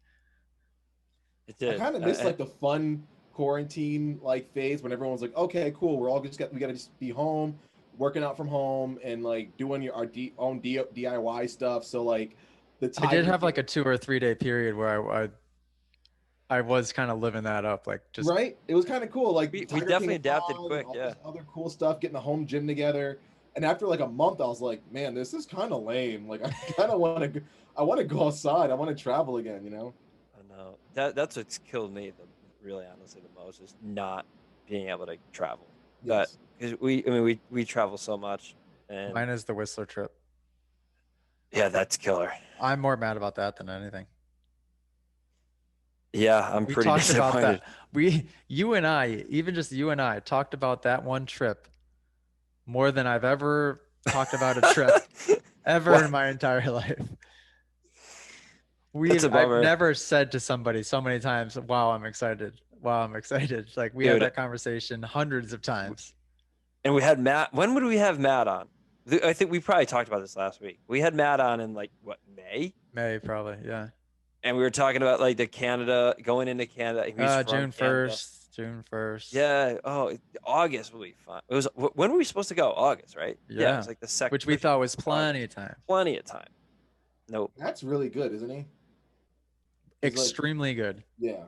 Extremely good, and has sick style. Like I thought we rode with some really high level guys. Mm-hmm. I thought he was the best out of all of them. Wow. Oh, wow. And there was like world champion guys that we were riding with. I'm glad that he called you out on wearing the spandies, dude. I heard that and I was like, thank you. Finally. I mean, I'm riding a cross country bike. Stop riding a cross country bike. You were not riding a nomad. Nobody on the planet would call a nomad a cross country bike. Yeah, AJ. that's true. But now lately I've been riding my cyclocross bike, so I definitely can wear them on that. Because those. Yeah, you can wear them on that. You can wear them on that. Are you getting a new mountain bike, AJ? No. There's no mountain bikes to get right now. That's the problem. Join the club and build your own. The one I definitely would want right now to do some fun stuff with would be the GT e-bike. What is that called? Shit, I don't remember. Is it an e-force? I don't know. Oh, e-force. That sounds right. It looks sweet. Yeah, that I would GT want. has some sick bikes. Because that you could have fun on anywhere. Yeah. I don't know, something about riding the mountain bike trails by myself. If I'm not on one of those, it can get boring. Don't you have Fountainhead right down the road though? Yeah, but it's not that close. I don't know. When you're going to the track and riding, or like when you have your off days, you don't want to drive 30 minutes to go. 30 minutes isn't that far, but 30 minutes to go mountain bike. It's just too much time in the car.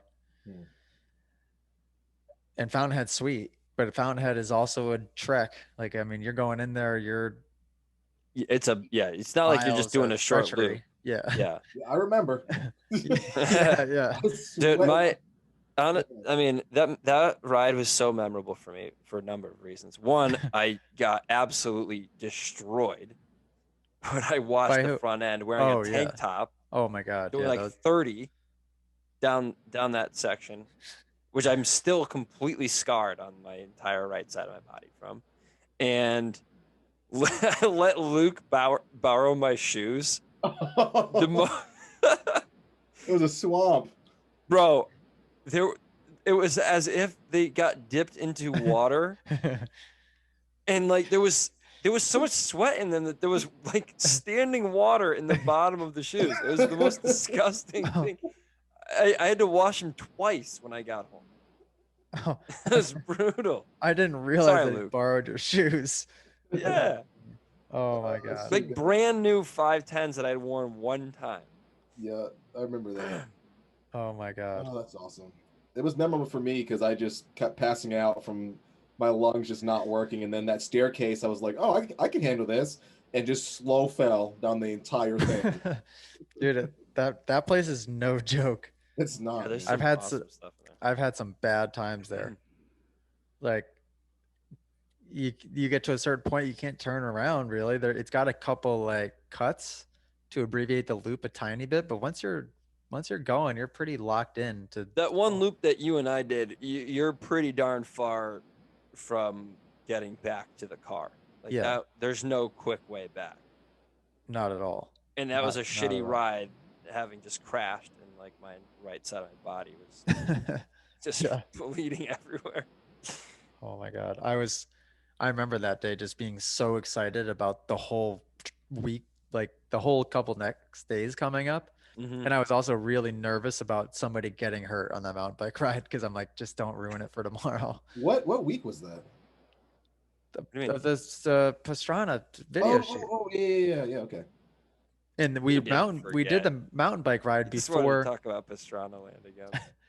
Didn't we do the mountain bike ride before we went?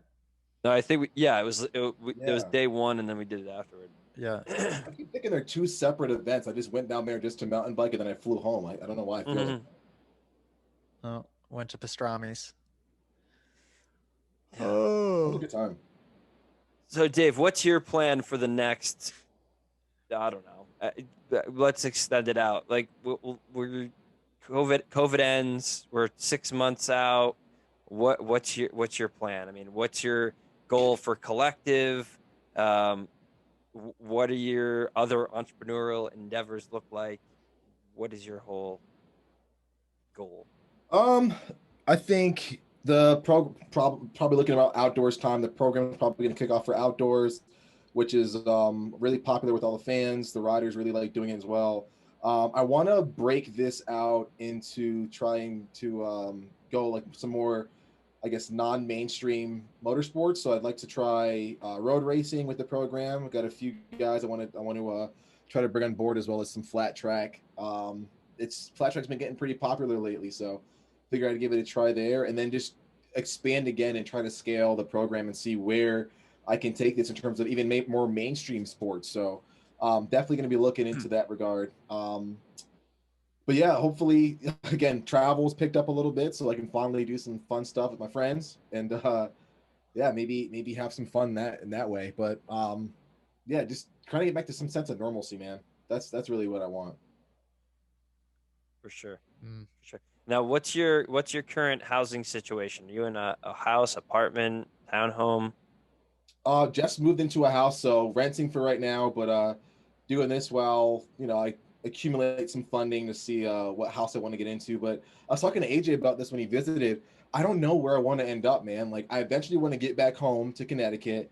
Yeah. But for right now, I'm enjoying Wisconsin, I'm enjoying Milwaukee, and then it's like my buddies are in Texas too. So I'm like, oh, maybe I'll enjoy Texas, or maybe I'll enjoy, South Carolina or something. Like, I right now, I don't know where I want to end up. I know eventually I'll be home, but in that meantime, I'm not sure, man. I get so nervous just trying to lock down and buy a house, and I'm like, damn it, I don't want to be here anymore. I want to go home. You know what I mean?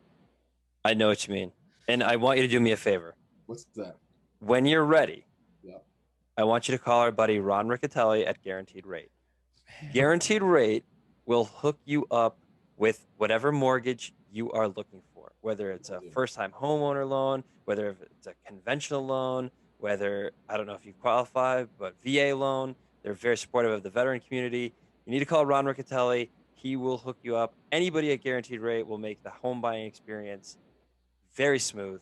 You will not regret it. So we're going to leave the link in description below for everybody to go check them out, but I'll send it to you personally because I love you. Thank you. Smooth, man. Smooth as butter with that. You like that?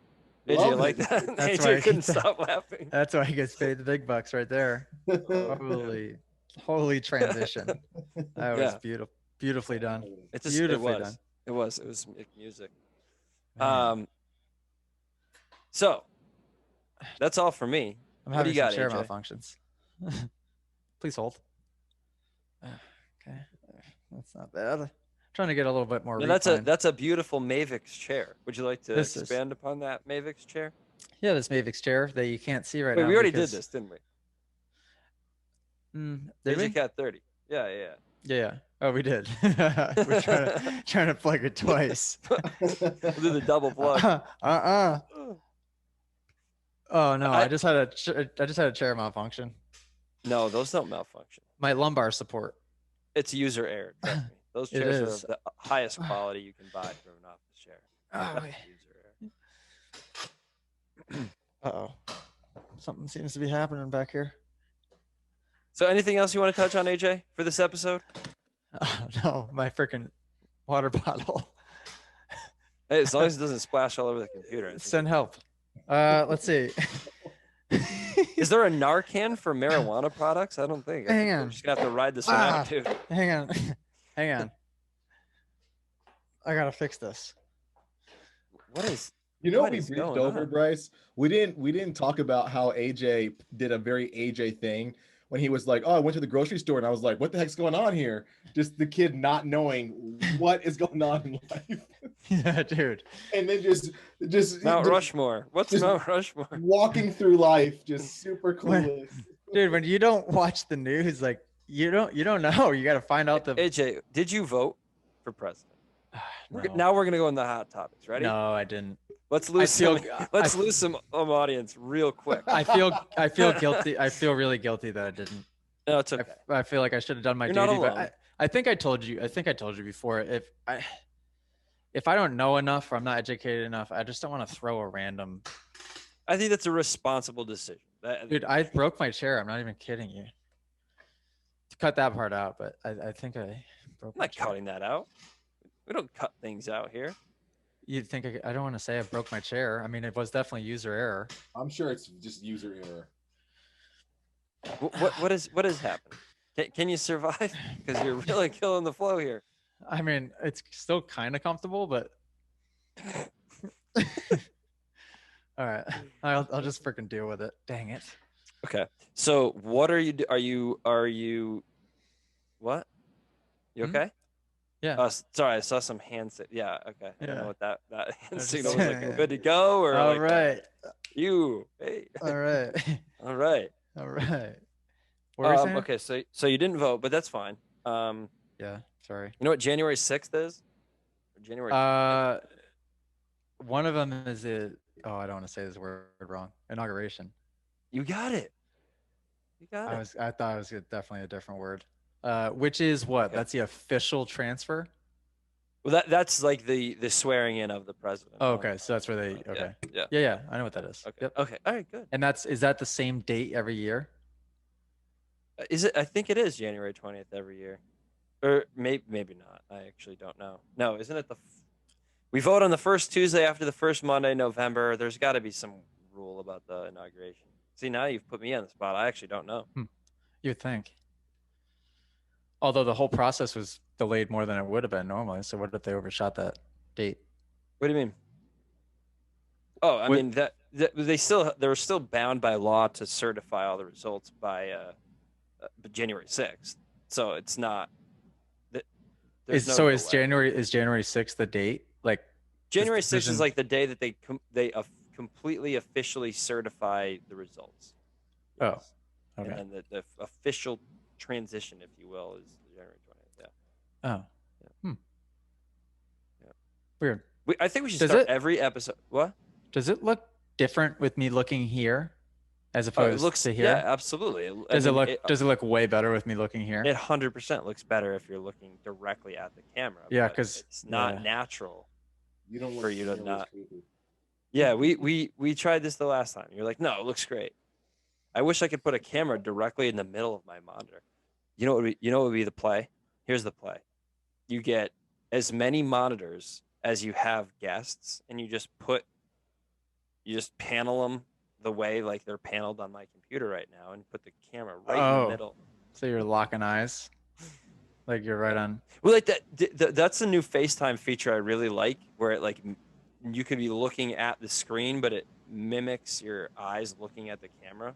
Have you noticed that? What? No. Yeah, check it out. Let me pull this up. What do you mean? Nobody's listening right now anyway, so we can just chat. Oh, no. God, no. We're an hour. No way. No way. No, not a freaking chance. Now's the time we could just bullshit for a minute. What do you mean? How does it make it look like you're looking at the camera? Also, what could I mount mine on? Dude, there's a setting. It's called eye contact. Eye contact. What? Okay, so what does it do? So it establishes a natural eye contact while on FaceTime. So what it does is it like through AI makes your eyes like you don't have to be looking at the camera. You can just look at the person's eyes, and like the image appears as if you're looking at them. Like it makes your eye. It's fake eyes. It's basically robot eyes. Fake eyes. Huh. That's weird. You haven't noticed that? That was really noticeable for me on FaceTime. No, like it doesn't. Like if I were FaceTiming you, you'd be like, he's looking at me because my eyes were way too low. We could look directly at each other like in a natural way, and it wouldn't look like we're not looking at the camera. It would look like we were looking at each other. You don't have to look at the camera. That's super cool. I never thought about that. Dude, it's sick. It really is pretty cool. It's like a little Easter egg of iOS 14. That's pretty dope. You're testing it? Okay. So like look at my eyes, right? Okay. I'm looking directly at your eyes. Oh, dude, there's like triple echo right now. Wait, do you have the program? Because you look like you're looking at me, but it also looks like you have robot eyes. Are you looking at me? Yeah, I'm looking at you. I'm looking directly at your eyes. Do you have the program? What program? FaceTime? Yeah, you moron. The freaking the program that you were just talking about that edits your eyes. It's a setting in FaceTime. Yeah, okay. So the setting in your FaceTime, do you have that on? Because it looks like you're looking at me. I am looking at you. That's the point. Yes, the setting's That's on. the point. Okay. Yeah. Oh, it is. Yeah, you're looking at me too. Do I have the setting on? You must, because are you looking at me in the eyes? Yeah. Okay. Okay. Now what does it look like now? I'm looking You at guys are really enjoying this. Yeah, this is fun, Dave. You want to get into this? Bryce, look at the camera. Shoot me in. Why not? Look at the camera. Yeah, I'm looking. Okay, looking at the camera. Oh, now it looks like you're looking not at the camera. Oh, yeah, dude, Really? it's cool. Dave, you want to get in here? Yeah, but Sure, why not? when you look at me, your eyes look a little alien. They look like It could be. I mean, the lighting and the everything, but dilates your pupil. dude, I'm telling you, when you're just out and about and you're FaceTiming somebody, you're not going to. It looks creepily normal. Now Dave's getting in on this FaceTime. I'm getting such a gnarly echo. All right. We don't need the speaker on. Can you imagine the person listening to this? Nobody's listening at this What point. is this gonna sound like on their headphones? Dude, Think of all the echoing going on right now. I look like I killed my 4 different people, dude, because like your backgrounds look so much different than like. That's trippy. Oh my god, we're gonna go into some type of vortex. Oh my god. I love it. All right, hang up we this could- freaking we could end this FaceTime for the love of yeah. God. This is hilarious. Yeah. So no, that's a cool. How did we get here? That's man. a cool. Oh, we were talking about cameras and looking at the cameras. That's how we got there. The other play is to not have us facing the cameras at all, and we could have the camera facing the side of us. We could talk like this if you want next time, and we could have FaceTime screens up so we see each other, but the podcast records this way. I could What do you think, also. Dave? You need to weigh in here. You're too quiet. Man, all of them. I want all the cameras. I want all the screens. I want everything. I want multiple views. Dave, are you just going from your webcam camera? I've got an external webcam and external mic and stuff. So I've got a pretty decent setup for what it is. I was gonna say it doesn't sound like computer mic either. Oh, interesting. Yes, sir. It's better than this freaking headset I got on, and the GoPro that's a mile away. It looks. And it cost me a fraction, I can guarantee you. No, that headset. This headset is really cheap, but the GoPro technically is expensive. Is that the one that you told me to buy but sent me the wrong link? Yeah. Oh yeah. Yeah, sorry. I was like, how is this gonna work? You're like, oh, that's the wrong one. I'm like, I was so sure that it was the right one too. Dude, that's funny. I remember that. Whoops. Yeah. Whoops. Sorry, anybody who's still hanging in there, listening to this. I'm sorry. Oh, could you imagine? it's all Could good you content, dude. Could you imagine if there's one person that's still listening to this? I would hope that there is. Who would you guess that it is? Dave, when he listens to it. What type of people are still listening right now? Dave? Just Dave. Dave listening back. People for with the sixth exquisite time. taste and time to kill. Dave just got blurry though, so we're losing the video quality. Oh, did Yeah. Yeah. What'd you do? You not? Oh, there. Yeah, You're you're good. friggin- Refocus. Okay. Now you guys have a big fingerprint on it. Oh, Hey, I got a drone, by the way. Yeah. yeah. Did we talk about that in or before we recorded? Before. We haven't Oh, mentioned okay. it yet. Yeah. No. So I texted you. I was joking. I said, but I wasn't. I would pay to see you try to figure that out. Same. It wasn't too bad. There was a lot of steps. And not to mention the first time I launched the thing, I did it out of my hand, which was a little scary, and like an area where there was trees everywhere. So I'm like, what happens if this thing goes up and I can't control it and it just starts going wherever? It is, as soon as you launch it into the air, it locks on to a target. So it locks on to you and then it just knows, it just films you. And do you need a controller to do it, or because this is the Skydio, right? Yeah, Skydio 2 it's called. So you can do it from your phone. You could do it from a beacon. So the beacon does like automatic locks onto you. And then with the beacon, you can like drag and drop the drone. So if it's, let's say you're riding down a straightaway, the drone will sit at your 2 o'clock and film you from your 2 o'clock as you're moving up to 40 miles an hour. Mm-hmm. But if you want to be like, as you're riding or as you're doing whatever, click the remote, hold the button, and then let go of it over here. It'll now be at your 10 o'clock. Whoa. And follow you from your 10 o'clock. Or you could do it straight up in the air. You could do it behind you. Or you could press, it does like this orbit thing where it'll film you, but it will just be orbiting around you. Or it has like a boomerang where it flies way, way wicked high and then comes in, like it has, imagine the like filming possibilities with that. Yeah. I just need to get like and a you bar will mount or use something. it. That's You will awesome. use it. I Oh, yeah. I have a Mavic Air 2, I think. No, what do I have? Whatever. I have a drone, and I have like these grandiose ideas that I've always wanted to use it, and I've brought it places. I never end up using it. I have Yeah. 0 videos for my drone. I could see that, and that's the whole hang up with the drone and that the autonomous features Well, the of this Skydio's thing. sick because that has like full 360 obstacle avoidance. That like is Yeah, this fully, one you literally toss it up, let the thing fly up in the air, and then forget about it if you want. yeah.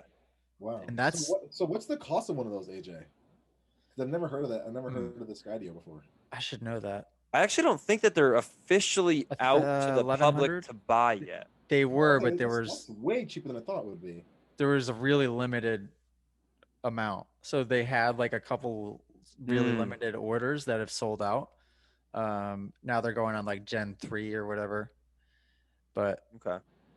I dude, think they of sent the it in, like, drones, sickest. they are the top of the pyramid for like a consumer drone. Yeah, Just because the avoidance technology is it unbelievable. was so good. And this thing's like flying fast and knowing to avoid. It has glitches here and there where like it'll like get confused and get, like be really timid approaching a tree, and then it'll figure itself out for a second. Yeah. Then if it comes past that same tree again, it'll know. It's. I'm Yeah, that's the excited. I problem just with used the it to DJI. film the Like dog and. DJI, at least the one I have, it doesn't sense up, so you can easily fly it into something upward. Oh. And Okay. it doesn't do well with tree branches and stuff. So like the little things, because I think those rely on like I've seen some of the marketing material for the Skydio, and like the technology that it uses to scan everything it's not what DJI. Also, DJI just got listed on like one, like they put it in the same category as TikTok with like a cybersecurity risk. So like Ooh, Oh, Chinese you know what? company. I did hear that. Yeah. Wow. I did not hear that. So they got kind of blacklisted. So we'll see how that shakes out with just like being able to use it but there's like the Department of Homeland Security issued a warning to like stop using DJI drones and products. Wow. Yeah. Didn't know that. Yeah, Yeah, this thing, I'm pumped. Like it's gonna be fun. Just go to my Supercross track or somewhere and just like whoop, let the thing fly up and just film me for a little bit. Yeah, Forget like posting to YouTube, even just for like my training purposes to review for the podcast. You can just let it fly around your living room or a big computer. You probably could fly it in your living room. Dude, I told Bryce it would just kill all of Allie's plants, just going in circles, just chopping up all the things. Oh man. I think you could stream directly from them. I'm pretty sure. I know you can do that with DJI. You can set up a live stream to Facebook and YouTube directly from the app. So you could, yeah. I can live stream my practice sessions. I don't know about Skydio. I've never looked that up, but I know you can with DJI. Like you can set up a live stream. The only problem is at least at Tomahawk, I wouldn't be able to do that because there's 0 service. Oh, okay. But I need that. Yeah. But most tracks have service. That would be sick. Wow. That would be very sick to like. What if I just shot the thing in the air and it started following me around at a Supercross? There's no airports around Tomahawk, right? At a time qualifier, just like the camera guy just floats the drone up and then it just starts following me around the track. Yeah, they said no GoPro. Once the thing gets in the air, like what are they gonna do? They're gonna have to let it run its course. I guess. If they don't catch it, dude, if literally it stays on you and then goes automatically right back to your case, you might be able to get away with it. If they follow it, dude, you're gonna get in trouble. Oh yeah, you're getting so much trouble. The fines. Oof. Well, yeah, there's the FAA you got to worry about. Are there any airports near Tomahawk? No, right? No private airports. No fly zones. Yeah. No. So one of the problems with the drone, everywhere that I've brought it, that I've wanted to use it, no fly zones. You cannot use it on any mountain bike mountain, ski mountain. They're completely banned. And even if they weren't by the resorts, like when I brought it to Utah, Park City can't use it because of all the helicopter traffic over Park City. So. Wow. So they just, even if you kept it at a certain height, it doesn't matter. some of the like, and I don't remember exactly.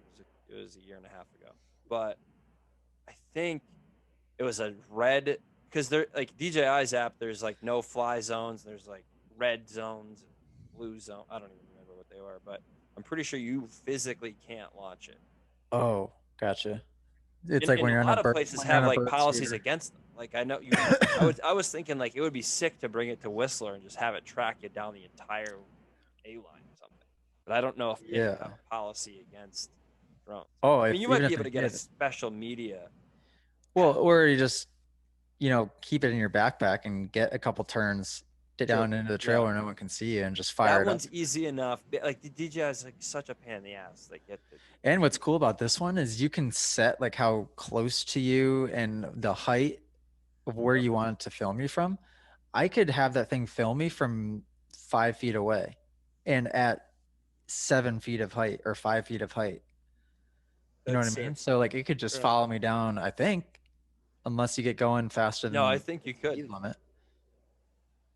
Like I was doing it, I was doing a jog test, and I would fire up. It would get right to the height of like my head, and I would start running, and it would go right next to me. Wow, that's pretty Yeah, sick. it's really cool. That's awesome. Nice. Well, tell everybody how you can get one of those and link that in the description below because I'm sure people are going to want those. Those things are sick. I gotta figure that out.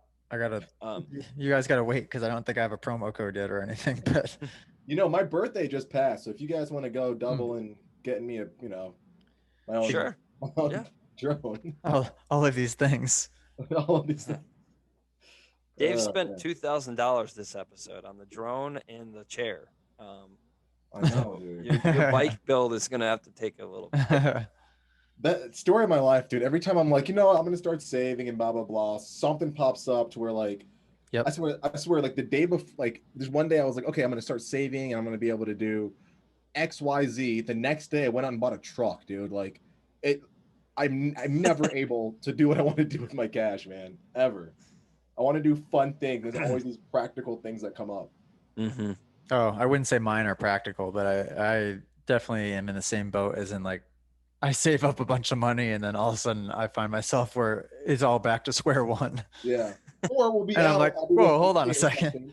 I'll be with AJ or something, and like we'll be talking literally about trying to save, and then it's like, oh, but yeah, let's go to Ruth's Chris or something, and we end up spending like $200 on a freaking meal, like a bunch of dummies. Yeah, and when that happens literally all the time, it's like all the time, every week, dude.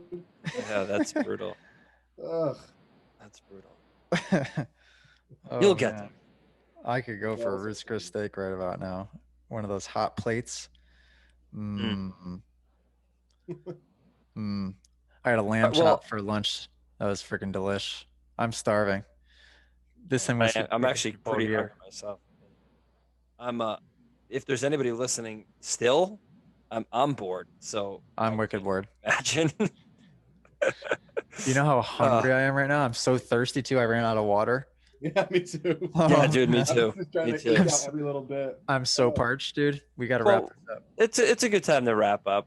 It's a good time. You look like you need to just sink into a bed. I'm asleep. I've been asleep for the last 35 minutes. I can tell. I mean, and the episode quality will suffer, but it's okay. I'm sorry, guys. We understand. If pro athlete just had a full week. I'll be better. It's okay. Just get a new green screen for crying out loud. Well, next week when we talk, maybe I'll be down in Florida. And you said Roxon was going to come on the show. You said, right? Oh yeah. And Alex. Actually, Alex was on the show once. Yep. Was he? Yeah. Oh yeah, it was. Yep. Mm-hmm. Yeah, we'll get Roxon on. I probably won't go. That'll take a lot to make happen. But I wish you luck. Thanks, man. Well, thank you everybody for tuning in and sticking with us. And if you're here to hear this, I'm sorry that we wasted an hour and a half. I don't even know how long it's been. Truly sorry. But thank you, Dave, for coming on and talking with us. I always love talking to you. Yeah, thank you guys. This is super fun. Hopefully we can do this again, and hopefully COVID ends so we can start kicking off the program the way it should be. But yeah, definitely, man. I'm excited. I'm excited to get you on our freaking moto show in a couple of weeks, Bryce. That'll be kind of cool. I'm excited for that. AJ's Yeah. too busy, too important. It's okay. I had AJ on, so you know. Oh, you did? Oh, I didn't even know. AJ's Yeah. been on. For the Yeah, moto show. Bryce. Oh, so much So, I know him. Yeah. so we'll get Bryce. But yeah, we've been making a big push with the YouTube, trying to grow that and do some cool vlogs. The moto show, the Foul Plug, just kicked off. So yeah. How many subscribers you at nowadays for the YouTube? Like 500, dude. It's still you're still not at starting from 1,000. 0, but we're getting there, slowly climbing. The content I think is pretty good between the Gotten Foul way Plug better. and all the vlogs featuring half the time AJ's in them, as well as 10 other pros. So we're getting there. It's growing. We need some more subscribers, some more support. You know, it'll be there. The first 1,000 is the hardest. Yeah. Really. Once you hit that point, like they'll just continue to consistently roll in. Yeah. Especially because your stuff has kind of been like at the same as mine. My stuff was like iPhone footage a year ago. Yeah. And then I quickly went from like, I just went through better and better and better equipment. And now all of a sudden, like my stuff looks really, really, really good. Yeah. Mm-hmm. And your stuff with the camera that you got from me is going to be seriously good. Yeah. So it's been a fun endeavor. I just want to keep growing it, keep putting out more exclusive behind the scenes content that people can't really get anywhere else, and do some cool stuff, and yeah, get them amped up on the sport that we all love. Nice. Yes, sir. Cool. Well, guys, Well, thank you, boys. I gotta eat. I Yeah. gotta drink. I got a lot of stuff. a lot of stuff. All right, guys. Well, AJ, till next time. Dave, thank you very much. Thank you, guys. Thank you. Thank you, everybody, for checking in. Behind the Gate, signing out. Toodles. Adios.